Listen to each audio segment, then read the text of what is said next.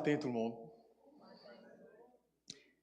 Ce matin, j'avais à cœur de vous partager quelques, je dirais, leçons que le roi Josaphat nous enseigne. Puis une leçon principale, si vous l'avez vu dans le thème, c'est d'avoir nos yeux sur Dieu. Mais comment avoir nos yeux sur Dieu? Le texte qu'on va emprunter se trouve dans 2 Chroniques chapitre 20. Normalement, je lirais les 30 versets, ok? Mais je vous fais grâce, je vais lire les 12 premiers versets, puis au fur et à mesure, on va parcourir les versets de 2 Chroniques 20. Donc, c'est dans 2 Chroniques 20. Ça dit, après cela, les fils de Moab et les fils d'Ammon, et avec eux des Maonites, marchèrent contre Josaphat pour lui faire la guerre. On vint en informer Josaphat en disant, une multitude nombreuse s'avance contre toi depuis l'autre côté de la mer, depuis la Syrie, et ils sont à Hatsatson Tamar qui est en En-Gedi.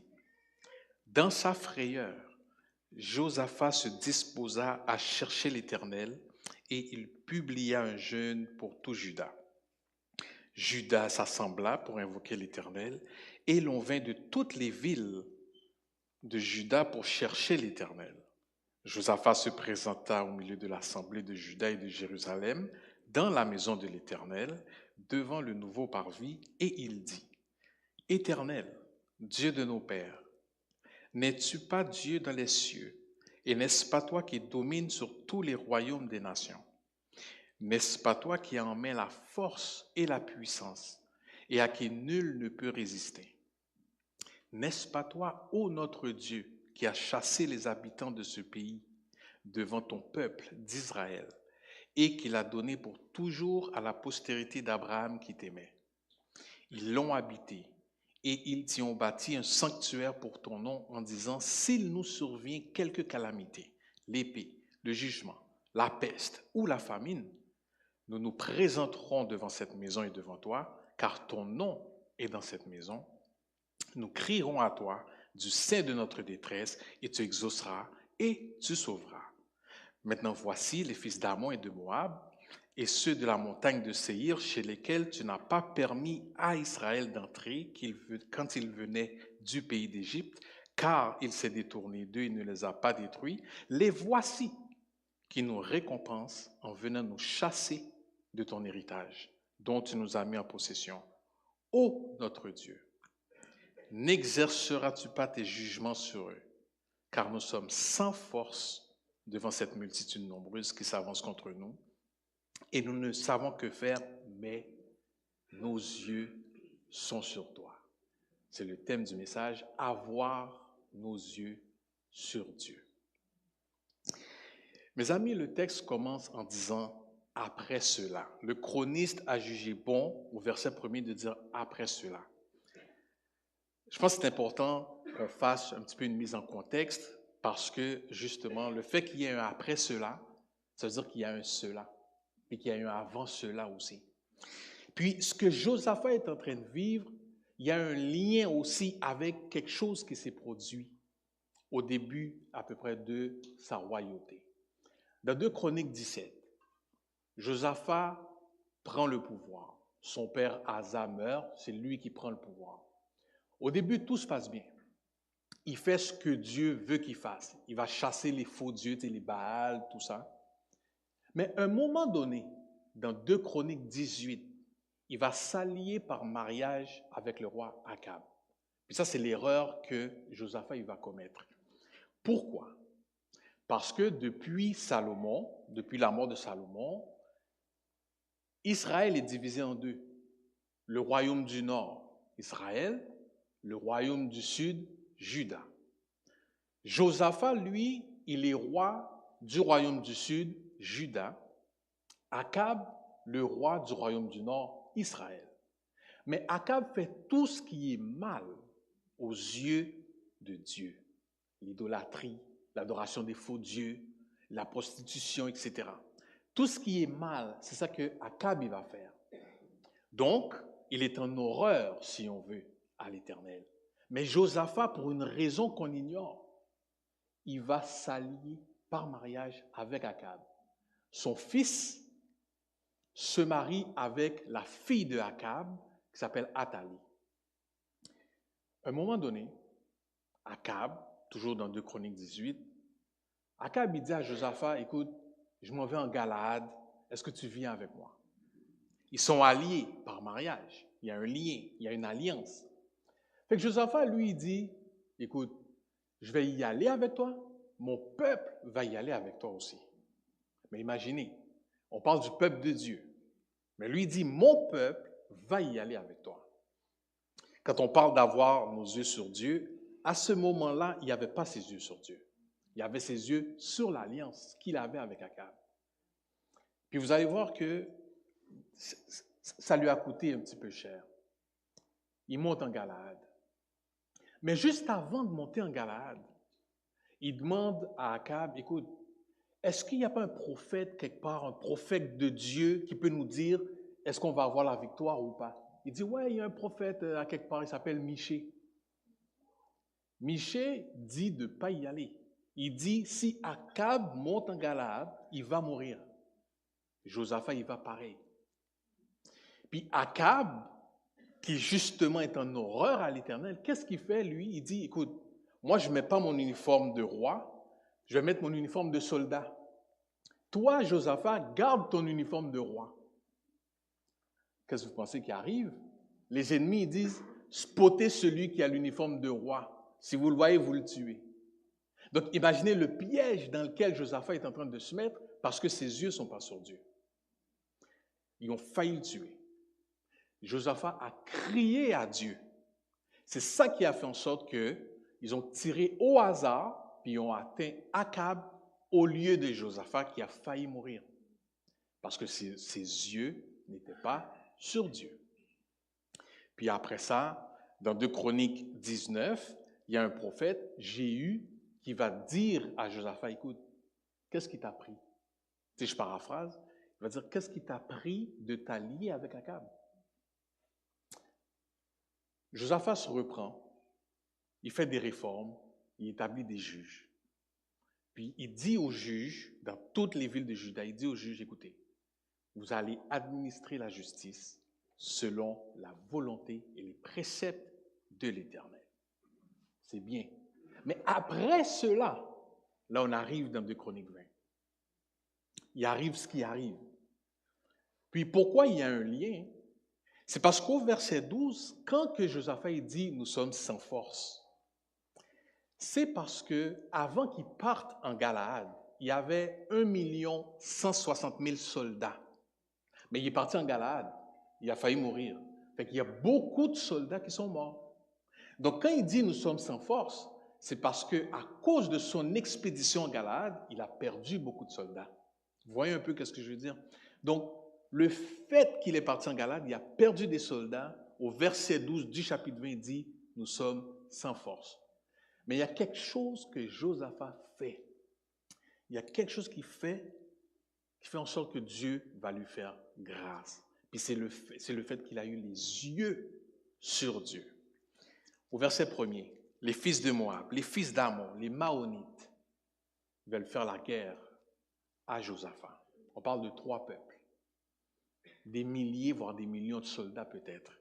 Parce que le chroniste prend la peine de dire qu'il y a une multitude nombreuse. Une multitude, c'est déjà nombreux.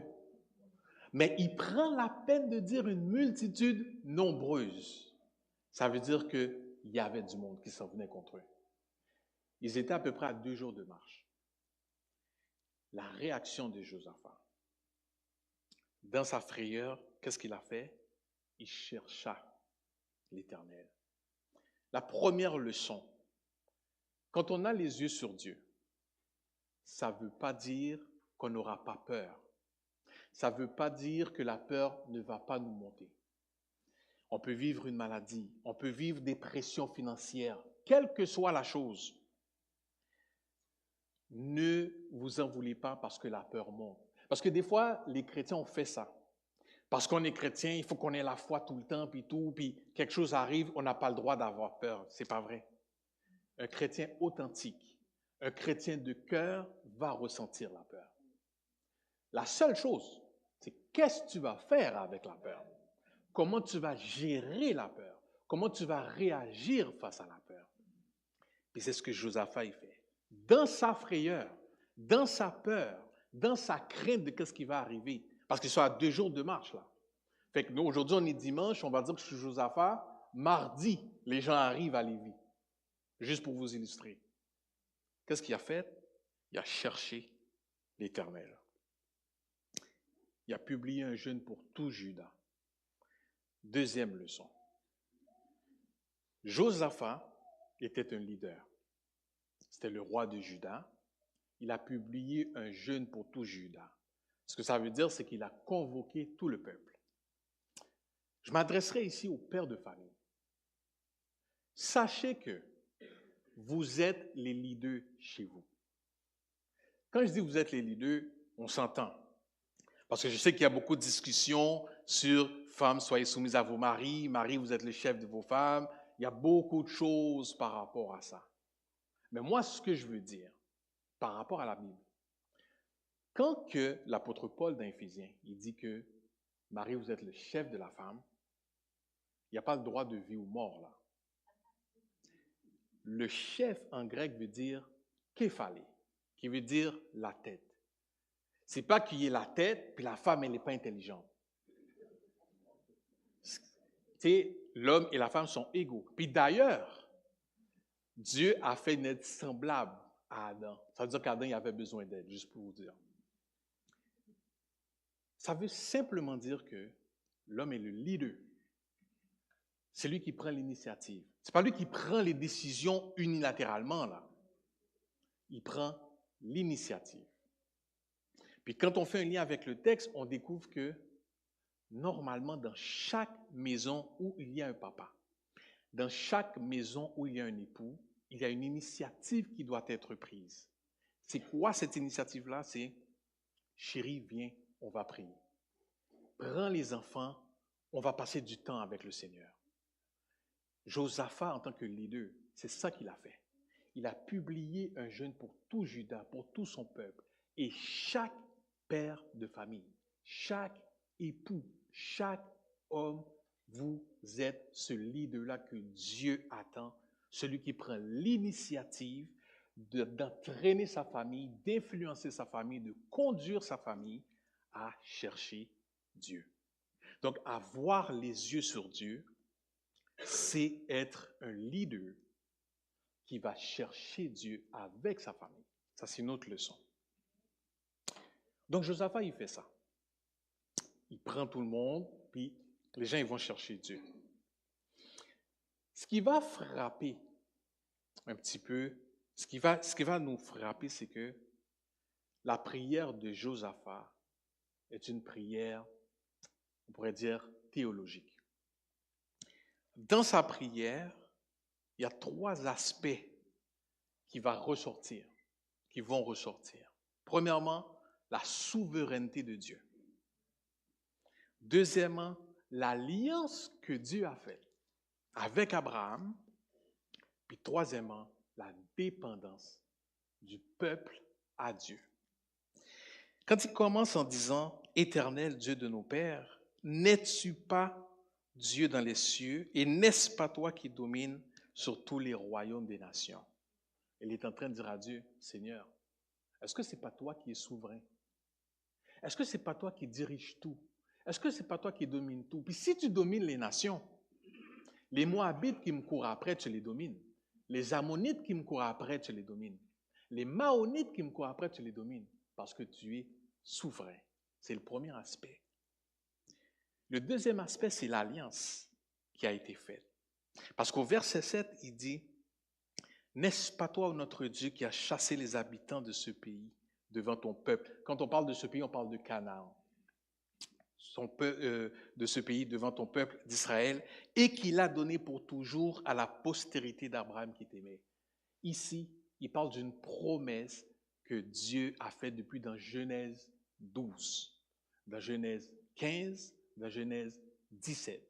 Quand Dieu a dit, je vais te donner un pays, je vais te donner un peuple aussi nombreux que les grains de sable, aussi nombreux que les étoiles. La preuve en est bien grande, quand Salomon devenait roi, puis qu'il a demandé la sagesse, justement, puis l'intelligence, il a dit, qui suis-je pour juger un peuple aussi nombreux comme les grains de sable? Donc, la promesse que Dieu a faite à Abraham est en train de se concrétiser. Puis Salomon, c'est l'arrière-arrière-grand-père de Josaphat. Donc, ce que Josaphat est en train de dire, c'est, écoute, ce que tu as promis à Abraham, ce qui s'est concrétisé avec Salomon, puis ce qui est en train de se concrétiser là, cette promesse que tu nous as donnée, le peuple, ça veut dire une chose. Puisque tu as fait alliance avec nous, il n'y a personne qui va venir détruire cette alliance-là. Bien-aimés, je vais vous dire une chose par rapport à ça. Quand on a les yeux sur Dieu, c'est qu'il y a une alliance qui a été faite par Jésus-Christ, par le sang de Jésus qui a coulé à la croix. Vous avez le salut, il n'y a personne qui va venir vous enlever ça. Même s'il y a des menaces, de la tentation, de la consommation, peu importe qu'est-ce qui peut arriver, Dieu, lui, est fidèle et juste pour nous pardonner, premièrement. Puis Jésus a pardonné tous les péchés à la croix. Parce que Jésus a pris la croix, nos péchés, le sang de Jésus a coulé, ce sang-là qui nous a lavés, il n'y a personne, il n'y a rien ni personne qui peut détruire cette alliance que Dieu a faite avec nous. C'est ce que Josaphat est en train de dire quand il parle de l'alliance avec Dieu. Puis au verset 12, il parle de la dépendance. Parce que oui, nous sommes dépendants de Dieu. Quand il dit nous sommes sans force, c'est qu'il est en train de dire, écoute Dieu, on ne sait pas quoi faire, on est sans force, mais nos yeux sont sur toi. Avoir les yeux sur Dieu signifie que nous sommes dépendants de Dieu. Mais au-delà de ça, oui, avoir les yeux sur Dieu signifie qu'on est dépendant de Dieu. Mais avoir les yeux sur Dieu signifie qu'on a une relation aussi avec Dieu. Parce qu'avant d'avoir les yeux sur Dieu, nos cœurs sont sur Dieu aussi. C'est parce qu'on aime Dieu que nos yeux sont sur lui. Donc, il est question aussi d'une relation d'amour avec Dieu. Le premier commandement, le plus grand commandement que Jésus va dire, c'est « Tu aimeras le Seigneur ton Dieu de tout ton cœur, de toute ta force, de toute ton âme, de toute ta pensée. » Autrement dit, tu vas aimer Dieu de tout ton être. Donc, si tu aimes Dieu de tout ton être, tu as une relation intime avec Dieu, inévitablement, tes yeux vont être sur Dieu. Donc, tout Juda, au verset 13, se tenait debout devant l'Éternel. Une autre leçon. Il est important que l'Église ait les yeux sur Dieu. Le chroniste dit tout Juda, pas quelques personnes de Juda, pas seulement les chefs de Juda, tout Juda. Si je pouvais changer la phrase, je dirais tout Lévi se tenait, toute la CM de Lévi se tient debout devant l'Éternel. Et pourquoi c'est important? Il y a une question d'unité ici. Tout, T-O-U-T, une entité. C'est tout Juda dans l'unité, dans la collaboration, dans la communion. Tout Juda se tenait debout devant l'Éternel. Et parce que tout Juda se tenait debout devant l'Éternel, au verset 14, il y a une conséquence. Ça dit, alors l'Esprit de l'Éternel saisit au milieu de l'assemblée Jacaziel, fils de Zacharie, fils de Benadja, fils de Jéel, fils de Matania, lévite, d'entre les fils d'Azaph. Et Jacaziel dit, soyez attentifs, tout Juda, et habitants de Jérusalem, et toi, roi de Josaphat. Voici. Ainsi vous parle l'Éternel. Première chose, des fois, pour que Dieu nous parle, il faut que nous soyons tous assemblés. Dites-vous que quand il y a de la division, c'est difficile d'entendre la révélation de Dieu. Parce qu'il y a des gens qui vont entendre quelque chose, il y a des gens qui vont l'interpréter d'une autre façon, Il y a d'autres gens qui vont dire non, ce n'est pas vrai. Mais quand tout le monde est uni, puis que la révélation de Dieu arrive, parce que oui, Dieu se révèle à son peuple, ben c'est tout Judas, c'est toute l'Église qui en profite. Donc, il dit, ainsi vous parle l'Éternel, ne craignez point et ne vous effrayez point devant cette multitude nombreuse, car ce ne sera pas vous qui combattrez, ce sera Dieu. Bien-aimés, les combats ne nous appartiennent pas. Nos combats appartiennent à Dieu. On a une seule bataille à mener, c'est quoi? Sur nos genoux. Prier. Mais nos combats, les batailles de nos vies, c'est Dieu qui les mène. Je ne dis pas qu'on doit être passif. Je ne dis pas qu'on doit être assis, puis écoute, ben, regarde, Dieu, ben, il fait ce qu'il veut. C'est pas ce que Dieu demande. Dieu demande qu'on le cherche. Parce que vous avez noté dans le texte que avant d'avoir cette révélation que c'est Dieu qui combat, Josaphat, avec tout le peuple, cherchait l'Éternel. Donc, en tant qu'Église, notre rôle, puis on est créé pour ça, pour louer Dieu, pour glorifier Dieu, pour chercher Dieu. D'ailleurs, c'est lui qui nous a cherchés en premier. En nous créant, lui, il voulait un peuple pour le louer, il voulait un peuple pour le glorifier, il voulait un peuple pour l'adorer. Il nous a cherchés en premier. Puis même quand on a péché, quand Adam a péché, qui a fait en sorte que toute l'humanité est tombée dans le péché, il nous a cherchés encore en envoyant Jésus mourir sur la croix pour nous. Donc, nous, en tant qu'Église, en tant que chrétiens, en tant que disciples de Jésus, notre rôle, c'est de chercher Dieu. Donc, il dit, ce n'est pas vous qui combattrez, ce sera Dieu. Il continue au verset 17 en disant, vous n'aurez point à combattre en cette affaire. Je vais signaler quelque chose ici. Quand Dieu dit quelque chose 2 fois dans la Bible, quand vous lisez quelque chose 2 fois, c'est qu'il y a une confirmation. Il y a l'affirmation et la confirmation. Je ne sais pas si vous vous rappelez l'histoire de Joseph. Joseph fait un premier rêve. Il rêve que ses frères se prosternent devant lui. Il fait le premier rêve. Ses frères sont frustrés, etc. Il va faire le rêve une deuxième fois, et la confirmation. Puis qu'est-ce qui arrive? Il devient premier ministre d'Égypte et effectivement, ses frères vont se prosterner. Donc, quand vous lisez quelque chose, puis que c'est écrit 2 fois, c'est qu'il y a une confirmation. Puis il y a une autre chose aussi. Bien-aimé, moi je viens et le message vient de Dieu. J'ai prié avant de prêcher. Ça veut dire que Dieu nous parle ce matin. Notez une chose.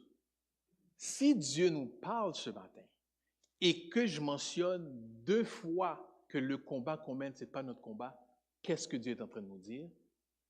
Vos combats ne sont pas les vôtres. Il vient de vous confirmer que les combats que vous menez, vous avez juste à faire confiance à Dieu. Puisque c'est Dieu qui mène les combats que vous menez, dites-vous que Dieu gagne toujours. La réaction de Josaphat suite à cette révélation, il s'inclina le visage contre terre et tous les habitants de Juda tombèrent devant l'Éternel. Ensuite, qu'est-ce qu'ils ont fait? Au verset 21, en accord avec le peuple. Josaphat a nommé des chantres, revêtus d'ornements sacrés et marchant devant l'armée. Marchant devant l'armée. Quand j'ai lu ça, je ne comprenais pas. Pourquoi les chantres étaient devant l'armée? Quand on est en guerre, quand on part en guerre, quand on est dans une bataille, qui est devant? C'est les soldats. C'est eux qui meurent en premier, justement. Les soldats. Puis là, on continue jusqu'au roi en arrière. Mais pourquoi c'est les chantres qui étaient avant même les soldats? C'est parce que la louange est une arme indestructible. C'est la raison pour laquelle les chantres étaient devant l'armée. Parce que peu importe qu'est-ce qu'on va faire, peu importe les stratégies, peu importe les démarches, l'arme qui combat et qui fait en sorte que Dieu gagne toujours, c'est la louange. donc en accord avec le peuple. Les chantres étaient devant, puis ils chantaient « Louez l'Éternel, car sa miséricorde durera toujours ». C'est formidable. Cette phrase est formidable. Parce qu'en disant « Louez l'Éternel, car sa miséricorde durera toujours », ce que le peuple veut dire, c'est que puisque ta miséricorde durera toujours, puisque ta miséricorde, tu faisais preuve de ça dans le passé, tu vas faire preuve de ça dans le futur, bien c'est sûr et certain que tu vas faire preuve de miséricorde dans la bataille qu'on est en train de vivre. Donc, quand vous proclamez, vous affirmez, vous chantez, vous déclarez, vous dites « Louez l'Éternel, car sa miséricorde durera toujours », vous êtes en train de dire que Dieu va faire preuve de miséricorde dans ce que vous vivez. Et puisque Dieu fait preuve de miséricorde envers vous, dans ce que vous vivez, écoutez, la victoire, elle est assurée. Par contre, quand je parle de victoire assurée, ce n'est pas la victoire comme nous on pense. Ce n'est pas la victoire comme nous on voudrait qu'elle soit. Je prends l'exemple d'une maladie. Je prends l'exemple de ma mère. Ma mère a combattu le cancer pendant 20 ans. Ça a commencé par cancer de l'intestin grêle, après ça, cancer du poumon, métastase au cerveau, etc. Je me souviens qu'à un moment donné, on priait pour sa guérison, parce qu'on croit en la guérison. Notez que ce n'est pas parce qu'on croit en la guérison divine que Dieu, lui, va décider de guérir, mais c'est parce qu'on croit en Dieu qui peut guérir. C'est pour ça qu'on priait pour la guérison. Mais Dieu nous a parlé clairement. Il nous a montré, et à ma mère et à moi, qu'il allait rappeler ma mère. C'était triste. Cependant, le jour où ma mère est décédée, elle est décédée avec un sourire. Vous noterez ça. Faites un tour aux soins pâles dans les hôpitaux. Les gens qui meurent avec Jésus, puis les gens qui meurent sans Jésus. Vous allez voir que le visage, il n'est pas pareil. Ceux qui meurent avec Jésus voient les anges venir les chercher. Ils ont un sourire, il y a des larmes qui viennent aux yeux, ils sont contents. Le corps est fini, mais l'âme est restaurée, l'âme est revigorée, ils savent où est-ce qu'ils s'en vont. Ceux qui meurent sans Jésus, par contre, le visage est crispé, le visage est dur. Mais ceux qui meurent avec Jésus, ceux et celles qui meurent avec Jésus, on n'a pas perdu la victoire contre la maladie. Dieu a utilisé la maladie comme tremplin pour aller le rejoindre. Et c'est là la victoire. Oui, Dieu peut guérir. Oui, puis c'est une victoire, c'est beau. Mais on finit tous par mourir un jour. Fait que je peux guérir d'un cancer là, puis je m'en vais au coin de la rue, je me fais frapper par une auto. Donc, la victoire selon le Seigneur, c'est pas ça. Toutes les petites victoires qu'on vit dans nos vies, là, c'est des préfigurations à la vraie victoire. C'est des illustrations, des images de la vraie victoire, parce que la vraie victoire, c'est la victoire qu'on a sur le péché. Donc, on a la vie éternelle. Nous sommes de passage sur cette terre. Donc, la vraie victoire, on l'a déjà en Jésus.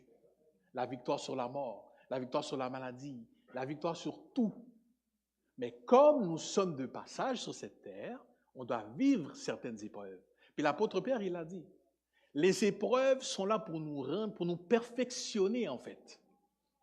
Remarquez que si vous êtes impatient, vous allez vivre des épreuves qui vont vous rendre patient. Si vous êtes paresseux, vous allez vivre des épreuves qui vont vous rendre vaillant. Ça veut dire quoi? Les épreuves ont une fonction, nous perfectionner, nous grandir. La douleur, c'est ça la fonction. Un enfant qui porte du 6, avant qu'il porte du 7, il a mal aux pieds. Puis on se rend compte que, waouh, le soulier est trop petit, puis on achète du 7. Pourquoi? Parce qu'il a grandi. Ben, c'est la fonction de l'épreuve. C'est la fonction de la douleur. Donc le Seigneur, ce bon Dieu, comme on dit, il est bon. Il est bon. Donc je finirai en vous disant, mes chers amis de Lévis, oui, il y a de la maladie. Oui, il y a des épreuves. Oui, il y a des douleurs. Mais continuons à avoir nos yeux sur Dieu. Continuons à nous focaliser sur Dieu. Parce que c'est lui qui guérit, c'est lui qui restaure, C'est lui qui donne la paix. C'est lui qui donne la joie. Que Dieu vous bénisse tous.